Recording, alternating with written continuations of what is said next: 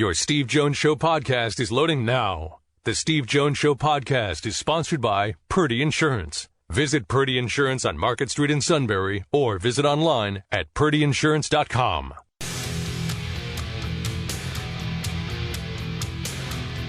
This is the Steve Jones Show on News Radio 1070 WKOK. Sponsored by Purdy Insurance. Now, from the Sunbury Motors Studio, here's Steve Jones. All right, Sunbury Motors, 4th Street in Sunbury. Sunbury Motors Kia, routes 11 and 15, Elmels Wharf online. SunburyMotors.com. And today's show brought to you by Purdy Insurance. Market Street in Sunbury, go to purdyinsurance.com. Customer service, number one to them, because they're great people. They care. They know what it's like to sit in your chair. They know you want to be fully insured. And doggone, you want to save some money wherever you can. They do everything they can to accomplish both. So whether it's auto, home, life, business, boat, motorcycle, RV, Purdy Insurance, the pros, the ones to turn to. Market Street in Sunbury, go to purdyinsurance.com. Okay, we've done a lot on Baltimore, Kansas City to this point. Again, for the most part, Kansas City played error-free football, got the lead, played with the lead, didn't drop the ball, not committing foolish penalties. Jadeveon Clowney, not a great penalty. Van Noy, terrible penalty. 3 turnovers, all bad. Zay Flowers, nightmare game. Let's see if he learns from it. He is a wonderful talent who's added a lot. Remember, I asked Bo Smolka about Zay Flowers last week and what a difference maker he's been for Lamar Jackson. And Lamar Jackson, again, on the biggest stage of his career, turns in an above-average performance on a day where above average, especially with Patrick Mahomes on the other sideline, is not good enough. It's not good enough. The interception he threw into triple coverage was just a bad decision. I mean, you're like, what are you doing? I mean, when the best play of the day he made was the one where the ball got deflected to him and he gained 13 yards, that's not a good sign either. Actually, the best one when he threw it into triple coverage in the end zone, Isaiah Likely held his hand up while he was being triple covered like he was open. That kind of made me laugh. Yeah, well, guess what? The quarterback has the best view of it, and he made a bad decision. It's just Josh Allen did the same thing on the final drive against the Chiefs. You can't get yourself to a point where something's working, and then suddenly flip the switch, and I'm going to be a gunslinger. And that's what Allen did at the end of the game against the Chiefs. Good plan. And then he went gunslinger the last couple of plays. Like, no, stick with the plan. Lamar Jackson decided to be gunslinger on that play. No. Okay? That's not the right play. And that's, we talk about a lot of times teams lose games because they're the ones that make the most mistakes. Baltimore made a lot of mistakes in the game. Now let's get to Detroit and San Francisco. Detroit comes out and they're leading 24-7 at halftime. And they're controlling the tone and tenor of the game. The issue for Detroit, let's go back to remember I was talking about Penn State basketball where I talked a little bit about Detroit. And I said in Penn State basketball, the first 64 feet, fabulous. It's like the team that gets sacks. Okay? All those sacks cover up deficiencies in the secondary. Simple as that. All those steals, deflections, takeaways, disruptions cover up the fact that your half-court defense has been struggling. The way it is. Detroit was not getting sacks on this particular day. They got pressure on Brock Purdy, who then, that's the best I've seen Brock Purdy run. Whether it be at Iowa State or in this particular game. And what didn't Brock Purdy do when he ran yesterday, Todd? What didn't he do? Not one time did Brock Purdy, running out of the pocket, slide. Oh. Not once. Every single time he was diving forward. Get out of bounds? Nope. Stayed in bounds? Diving forward. did not slide. You're on the sideline and you're seeing your quarterback playing with that kind of effort, throwing himself out there like that. Right? Now, maybe the coaching staff's probably sitting there saying, Brock, slide. I don't blame him. They need him the next play. Yet he's not thinking that way. The Ayuk touchdown was huge, but in my opinion, and again, no dog in the hunt at all. That was offensive pass interference. He pushed him. And not only that, the push is in open field. He pushed the defender. Now, I'm not saying he comes down with the ball, but the push put him in an awkward position where it hit the face mask, and then Ayuk, to his credit, made a great play concentrating and catching the ball. But that was offensive pass interference.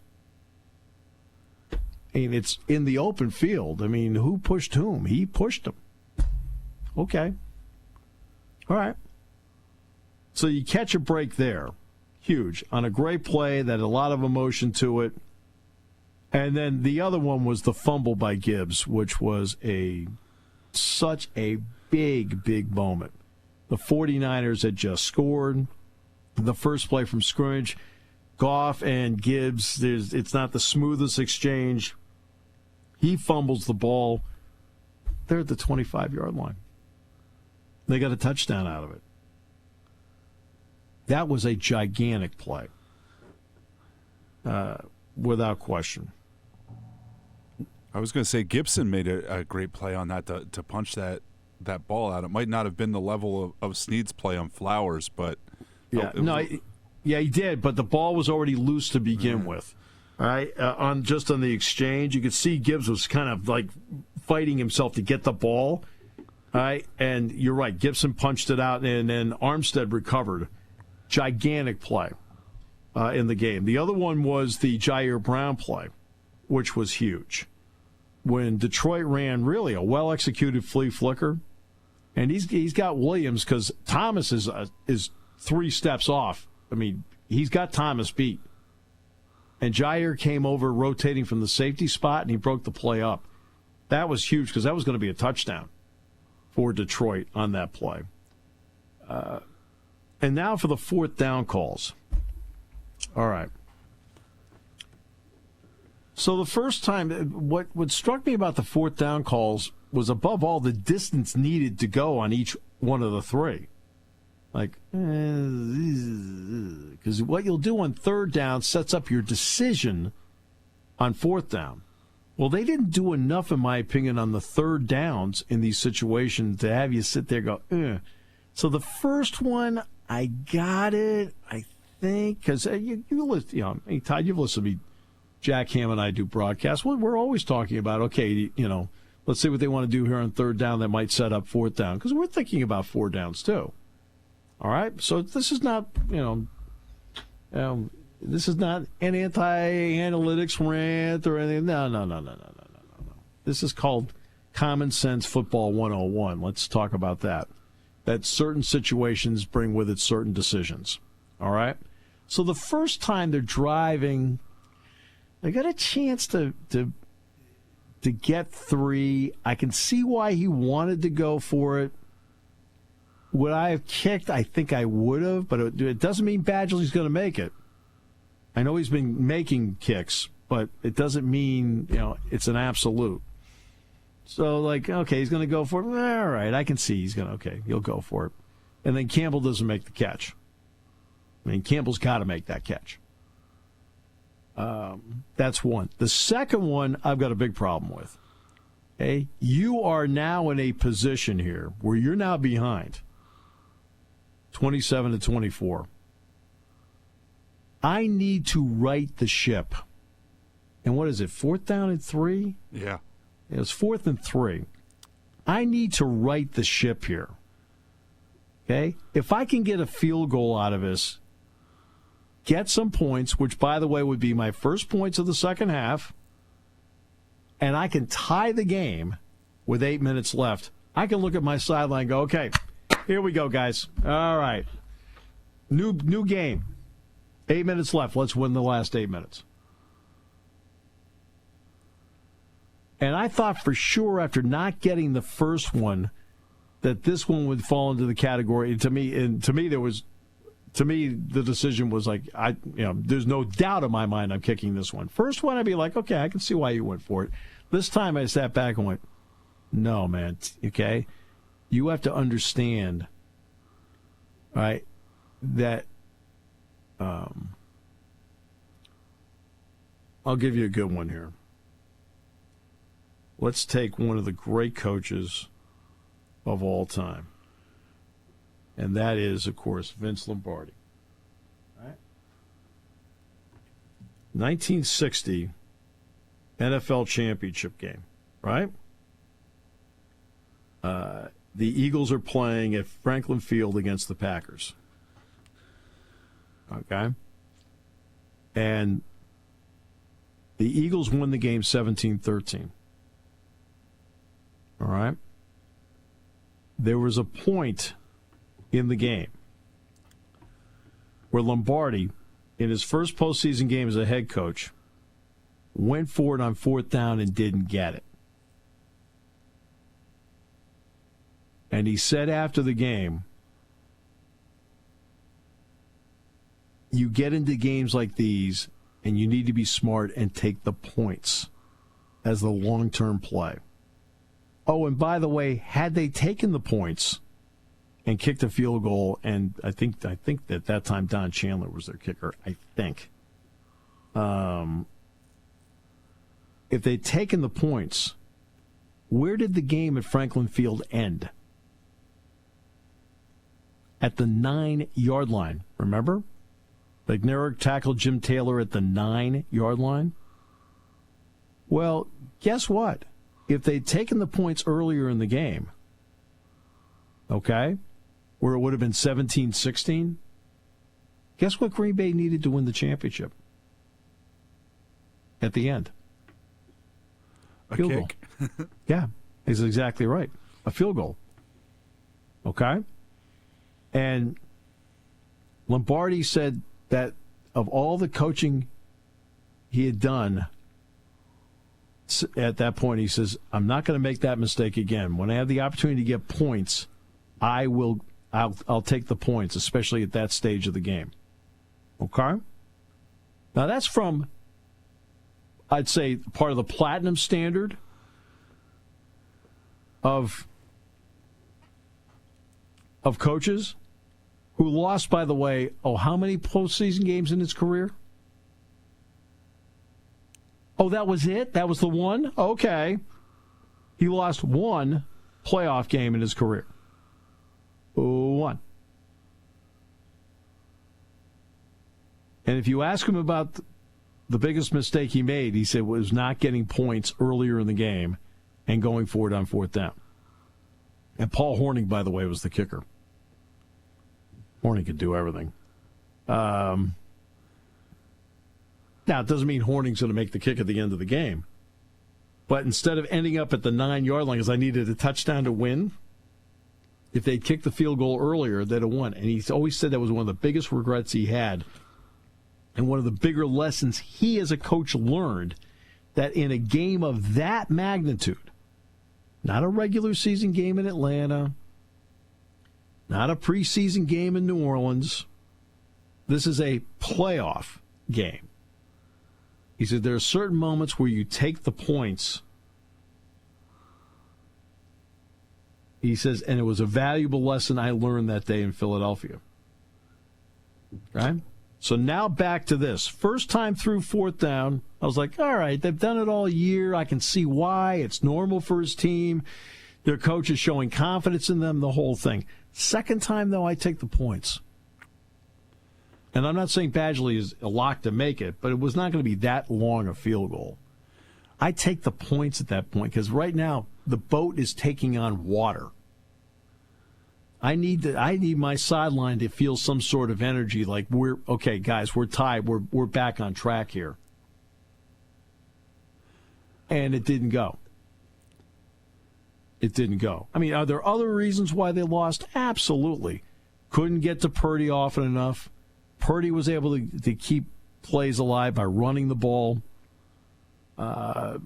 Ayuk makes that great catch. Like I said, my opinion it was offensive pass interference, but that doesn't matter. He still makes a great catch when it's all said and done. The Brown play where he broke it up at the goal line was a great play. The Gibbs fumble was a huge play in the game as to what it meant. And Gibbs had a really good game. And their ability to finally be exploited by the pass game, which has been Detroit. They're a middle of the pack secondary for the most part, and so forth. I mean, those all add up. As for the coaching decisions, first one I'm okay with, but the second one, no. The situation to me called for, you know what? Guys, we need to get something out of it. Let's get some points here. Get some points, tie the game. I can look at my sideline, say, here we go. All right? And I know, he's trying to win the game. Yeah, well, Lombardi went for it on fourth down, was trying to win the game. And if he'd taken the points, he actually would have had a shot to win the game. Didn't mean to bring up Lombardi to the analytics world. They're not sure who he is. I agree with everything you said, but I think some of it goes back to they didn't trust the kicker. He was he's 7 of 14 career 45 to 49 outdoors.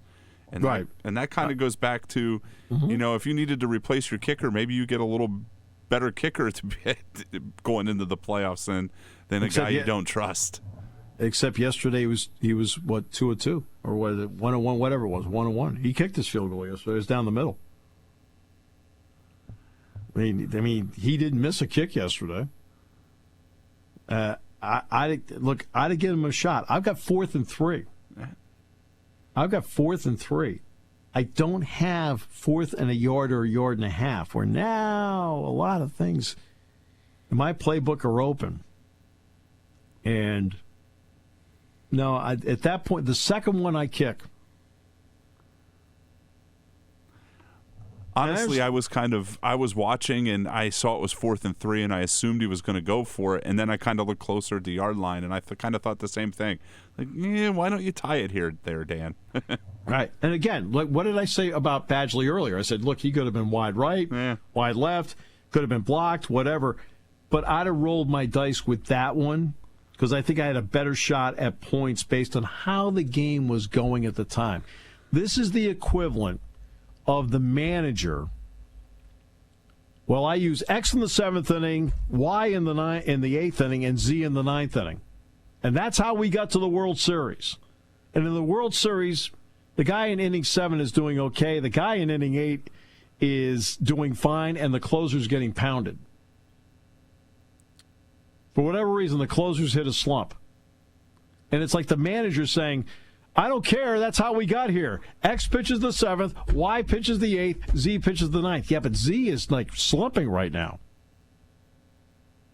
Right? This is Kevin Cash with Blake Snell. Well, we've gone forward on 4th down all season long and made it. Well, guess what? I've taken out Blake Snell when they got to the third time in the batting order. How'd that go, Kevin? Right? Then there's Alex Cora, who did the other opposite. Craig Kimbrell's is closer. Hit postseason, started slumping, struggled against the Astros, is struggling against the Dodgers. He gets to the deciding game, the 5th game out in Los Angeles. He's 3 outs away from the World Series. Did he bring Kimbrell in? No. Nope. He brought in Chris Sale, who then promptly struck out 3 straight guys, including Manny Machado, and ended it, and the Red Sox won the World Series. Because he looked around and said, what's my best option to win at this moment? Not the formula that got me here. What's my best option?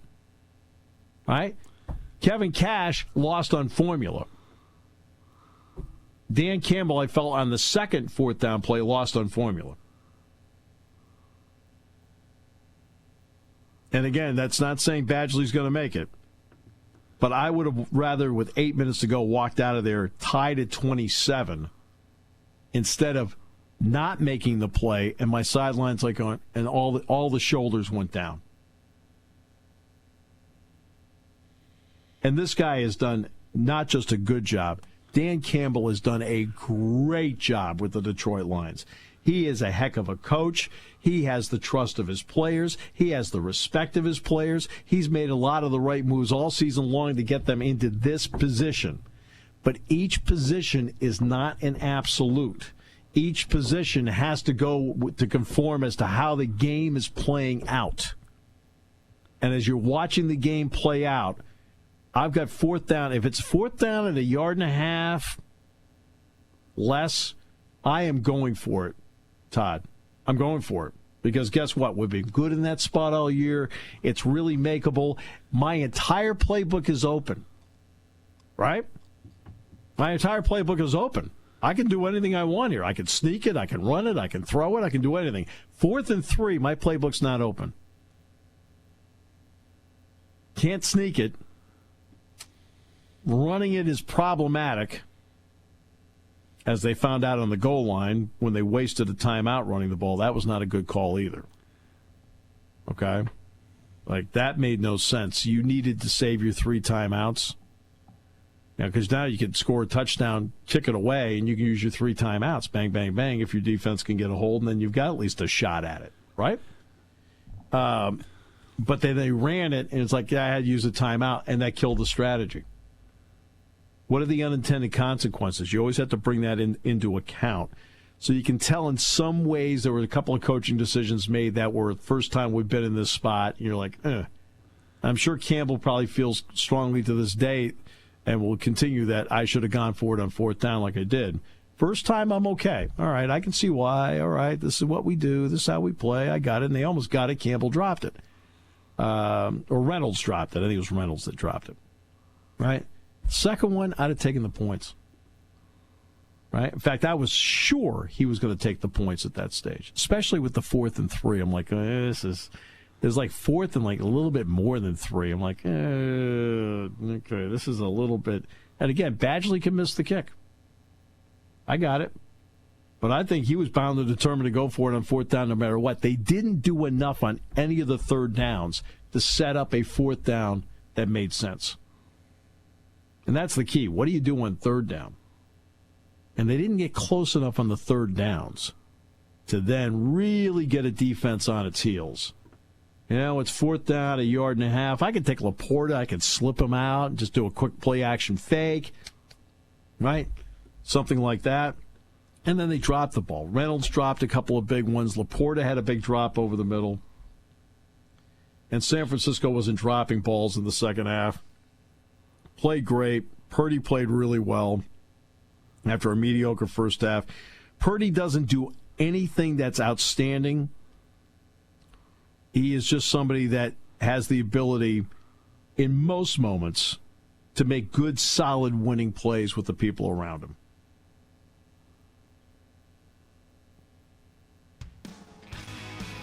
And let's face it, Brock Purdy a year ago is getting ready for surgery after having his arm torn.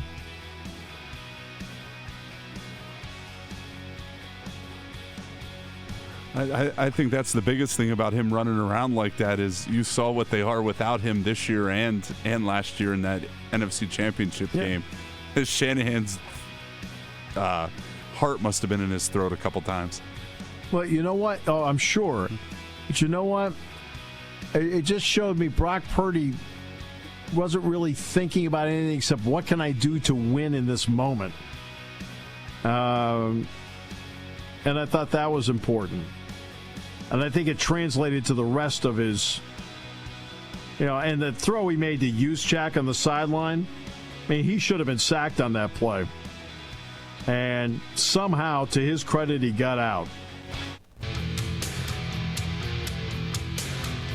This is the Steve Jones Show on News Radio 1070 WKOK. Sponsored by Purdy Insurance. Now, from the Sunbury Motors Studio, here's Steve Jones. And today's show is brought to you by Purdy Insurance, Market Street in Sunbury. Go to purdyinsurance.com. Auto, home, life, business, boat, motorcycle, RV. The pros. I mean, they're just really terrific people who are just great at their jobs. Why? Because customer service means everything to them. Great people care about other people. They care about you. So they want to make sure you're fully insured, and they want to make sure they save you as much money as they can wherever they can. It's all at Purdy Insurance, Market Street in Sunbury. Go to purdyinsurance.com. And we are in the Sunbury Motors studio. Sunbury Motors, 4th Street in Sunbury.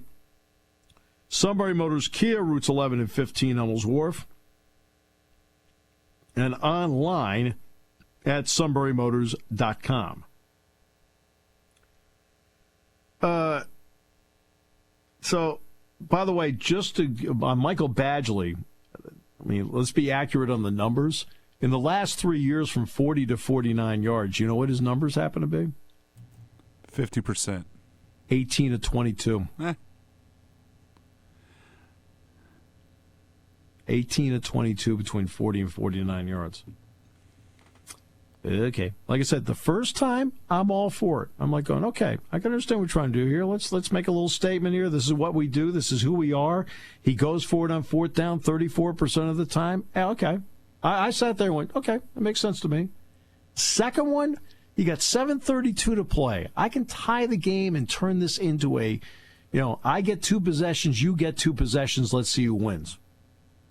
That's what I've got. That one I disagree with. And then running the ball, what down was it? 2nd down, whatever it was at the end. No. You can't risk taking the timeout there. I need the timeout to play the strategy out. They kind of botched that one. That you got to throw the ball there because an incomplete pass stops the clock. I still have my timeouts. Okay. So, yeah. So the Super Bowl is now set. The suit's been telling everybody that he picked both these teams to be there. We have tape that says a different story. But that's okay. Evidence is never big to him. How about Nick Sirianni? In the last 12 months, he will have 3 offensive coordinators and 4 defensive coordinators.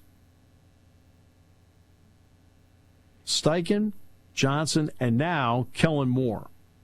And no offense to Kellen Moore, but remember I was talking about Cliff Kingsbury last week? Like, I don't get it. Because I've been watching him for a long time. I don't get it. I'm like that on Kellen Moore. I don't get it. I watched him with the Cowboys. I never got it. Did you? I mean, they didn't do much in the playoffs, but I mean they got a lot of yards. I mean, but I didn't get it. I watched him with the Chargers this year. I didn't get that one either. Like, okay, I didn't get it. So this is one where it's going to have to be show me. I don't quite get it. Vic Fangio's a pro's pro as a defensive coordinator, but that's the 4th defensive coordinator. Gannon got the Cardinals job, left. Then they go, what?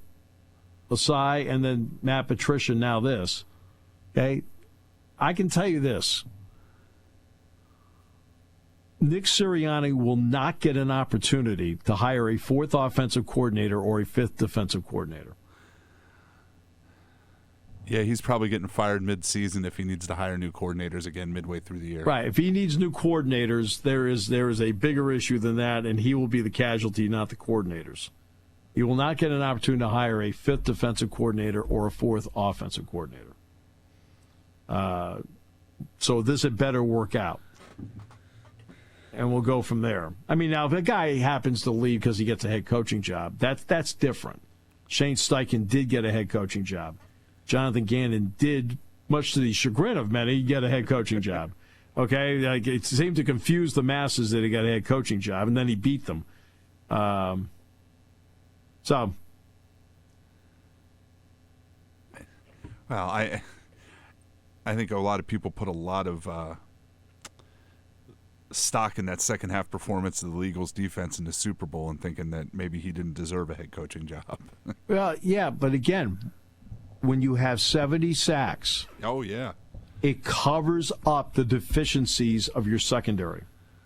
when you are not sacking the quarterback, your secondary has the unfortunate opportunity of being exposed. They couldn't sack Patrick Mahomes. They got exposed. This year they went from 70 sacks to 43. That's not a scheme thing. That's just the way it turned out. Okay? All right? And that's the way it turned out. But the key to the Eagles' defense and its success a year ago was based on getting 70 sacks, which covered up the deficiencies of the back. By going from 70 to 43, it exposed the deficiencies of the back, and teams exploited it. So,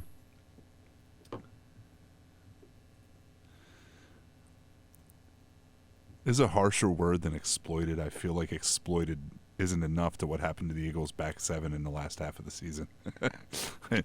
While I understand, I'm a kind individual. I'm sure Matt has other adjectives for it too. Yes, but it's a family show. This is true. Right. And you listen to his kids talk like truck drivers now, and you can tell they're sitting with him during Yankee and Eagles games. I mean, it's really kind of disturbing. All right, two guys passing away, different ages. But I wanted to recognize one was a guy named Ed Sidwell. Ed Sidwell was 88, passed away about 10 days ago or so. Maybe 2 weeks ago. 10 days or so, Ed passed away. He was 88. Penn State grad, ultra successful guy, great guy, no ego, and did a lot of public address announcing at Penn State for various sports. Great voice, classy. Just really liked Ed a lot. Just a good guy. And again, you heard him at various events, whether it was wrestling or whether you heard him at men's and women's gymnastics, whatever it may have been. Ed did his part on the announcing side and was just first class at doing it. And he passed away at the age of 88, and we wanted to recognize him. The other one, 88's not going to be a shock. I mean, it always hurts. But Milos Bogetic, 39 years old, esophageal cancer, played basketball in the mid-2000s at Penn State. They had a recruiting class where they went to Europe.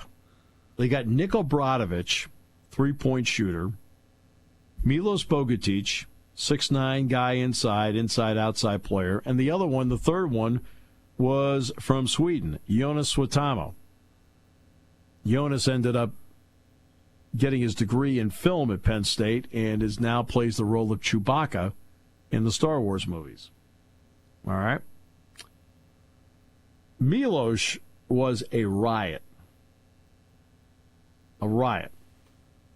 But Bradovic was a fun, nice, down-to-earth guy, good shooter. Unfortunately, didn't play enough defense, and had to get a little help to get his own shot. But when he shot, he was really good. Jonas could run the floor up and down. Had a couple of good games along the way. Very classy, nice, great guy to be around the whole thing. Milos, on the other hand, was a riot. So one day, he comes up to Dick Girardi and he says, "I am the Larry Bird of my country." What? He says, "I am the Larry Bird of my country." Really? Okay. So we're doing the introductions in the pregame, and he's starting that night. And I said, and in the middle, I said, for the Nittany Lions, Milos Bogetic, 6'9" freshman from, and I pause, and Dick jumps in. He goes, from French Lick, Yugoslavia. And for the uninitiated, French Lick is where Larry Bird grew up. French Lick, Indiana. He goes, French Lick, Yugoslavia. That was our tribute to Milos. We're at Minnesota going to shoot around. 9 o'clock in the morning, going over to Williams Arena. Getting onto the bus in front of the Marriott. We're going to go over the Mississippi River and go over to Williams Arena. And it's 12 degrees. And Milos walks on the bus in his uniform. Like his uniform. And he pauses and looks at the two of us. He says, memo to Milos. Next time wear long pants, Minnesota. Like, okay, great. This is the kind of guy he was. He had a great sense of humor. Kept playing basketball in Europe. Took up the sport of golf. It was a big accomplishment. He loved the fact that he finally was at the point he was breaking 100. Loved it. And then passed away last week at the age of 39 because of his long battle with esophageal cancer. So, just 39. But I want to make sure that we paid tribute to both those fine individuals, Ed Sidwell and Milos Bogetic. All right.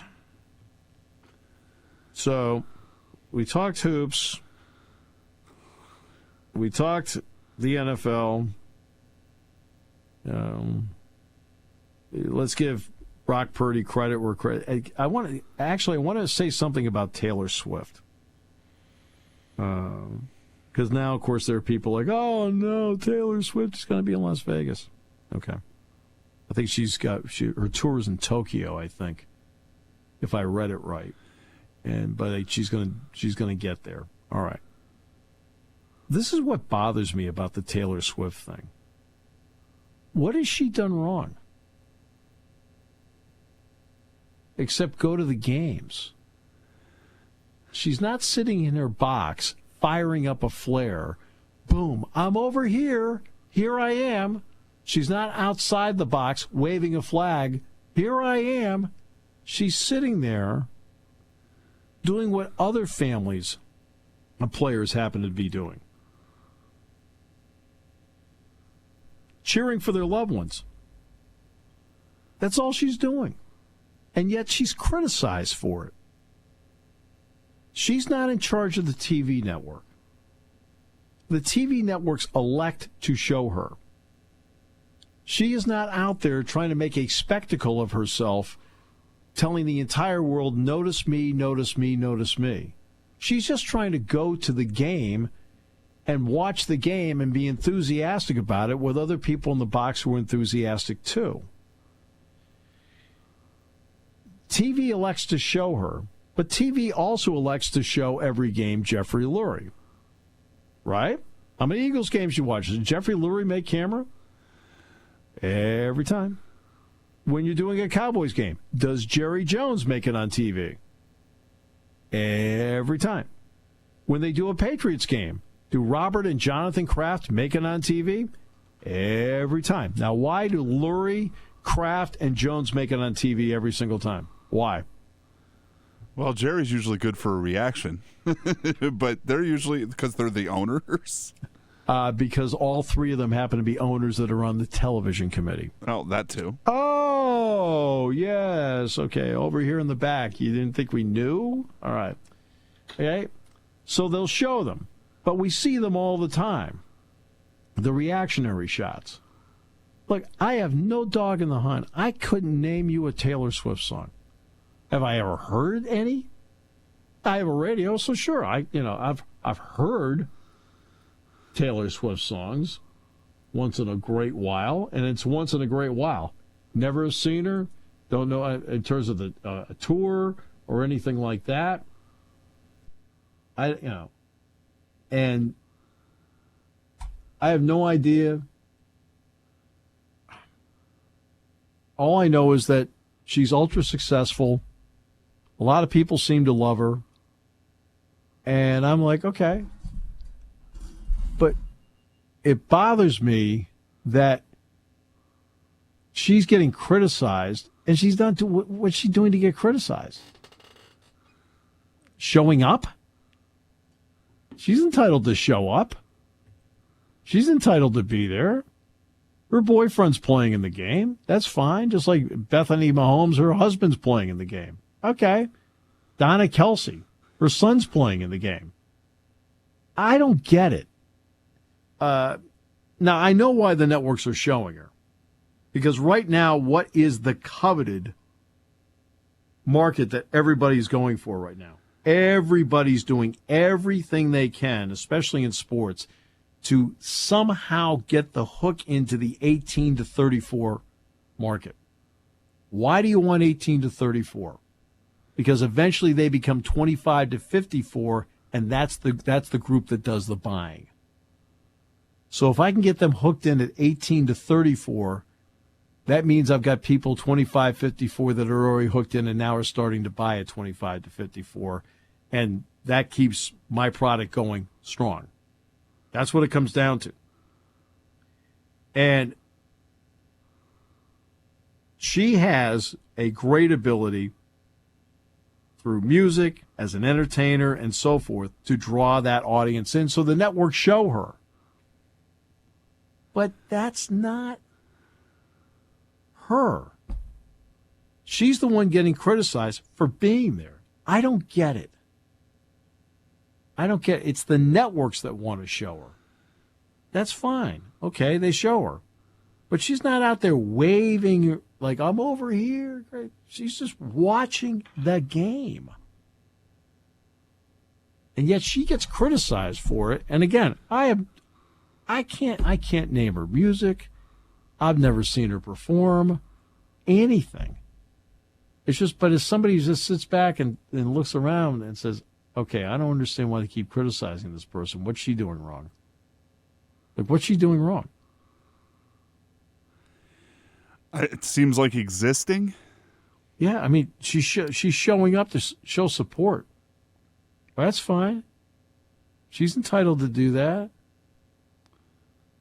I just don't. I don't know. I know people feel better when they pick on somebody else that's bigger, whether in name or in deed or in position. They like to pick on them because they want to pick on somebody because they're powerful. But, like, I don't get this part. You know, I don't get it.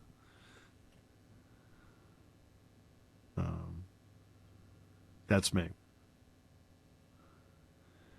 All I know is I could watch the Chiefs game yesterday because she was in the box and my daughter wanted to watch the Chiefs game. So that's all I care about. Right. But again, that's that youth. That's that youth marker we're talking about. Right. And they end up maybe loving the game of football because they're watching the game of football and they know she's there. But then they end up liking the game too. It's the criticism of her has baffled me.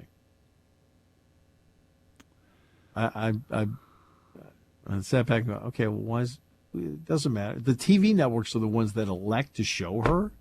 She can't help who she is. The exact words I said to the suit, you can't help who you are, man. But I had a different reason for saying it. Here on News Radio 1070 WKOK.